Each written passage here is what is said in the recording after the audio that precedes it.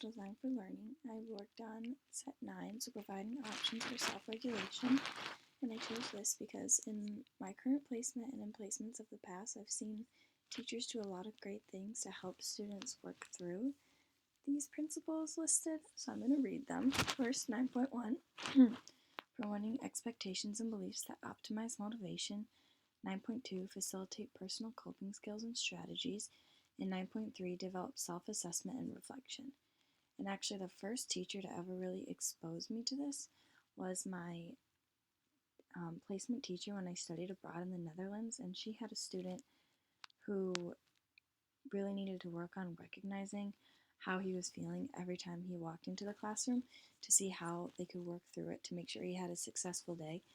And rather than having that child stick out as having the strategies on his desk, she had everyone in the class do it just because there's sometimes a disconnect between special ed and gen ed, but I think she did a really awesome job of realizing that this is important for every single student. Even if they may have the skills and may not need to work on them, it'll be great for everyone in the classroom. So I actually kind of have a two-part tool to show you all. First, we can start on our Teachers Pay Teachers page. So here is one example of a chart that you could put on the desk.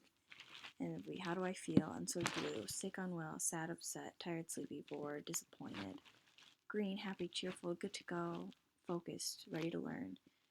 Yellow, frustrated, silly, anxious, excited, embarrassed. Red, mad, angry, mean, lost control. I need time, space, lost my cool, and screaming. And so here is the URL here. It's on Teachers Pay Teachers.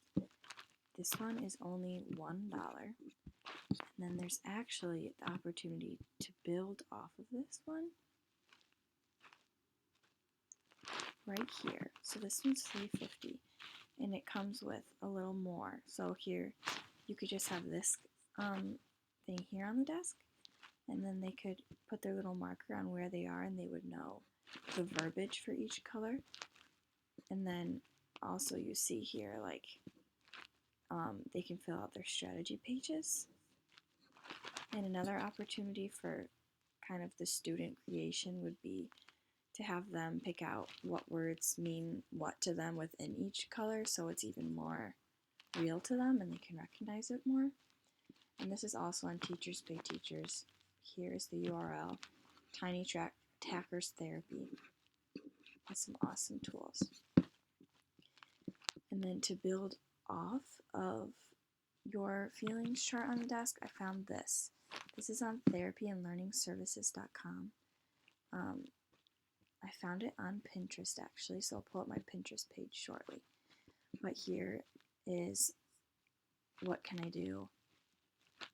So maybe when they're in that red or that yellow area on their desk chart, you have this for them to refer to. So they can talk it out, wait it out, and cool off. Tell them to stop if it's a conflict with another student.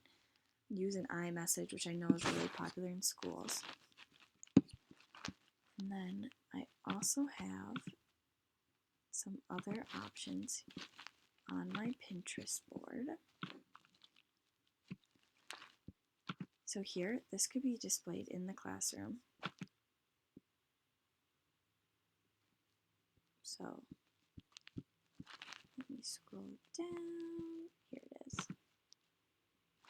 So if you just need this displayed in the classroom to have students recognize blue, green, yellow, and red zones. And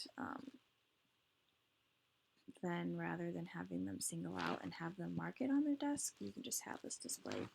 And teachers can refer to this to help students recognize their behaviors. And then here's another one I like. This is also from Teachers Pay Teachers. Let's see if it'll come up. Okay.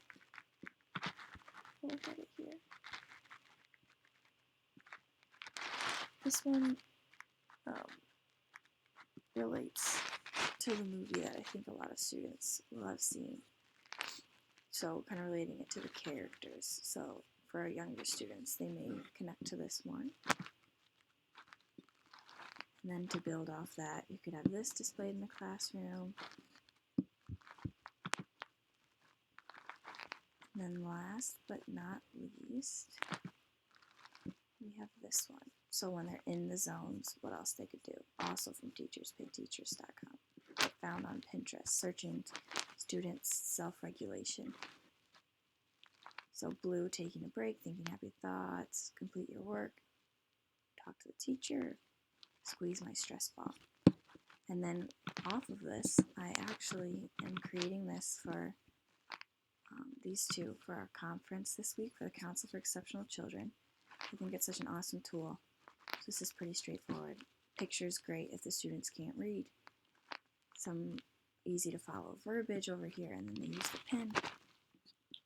Or this one here, even better. No words, straightforward. I feel irritated, angry. Okay, great. Yeah. So back to the principles. Overall, facilitating the personal coping skills and strategies. That fits in with the part where, okay, you recognize you're in the blue zone. What are some strategies you can do to help you get back to the ready to learn and help you be motivated to participate in class? And with that, the expectations of class, being in the green zone, meeting the green zone, that's the expectation because that's when you're ready to learn, and that's what school is all about. And 9.3, developing self-assessment and reflection. I think that's the action of actually designating which color zone you're in or which graphic fits your current mood. So yes, overall, I think those are some great tools for self-regulation and providing options in the classroom.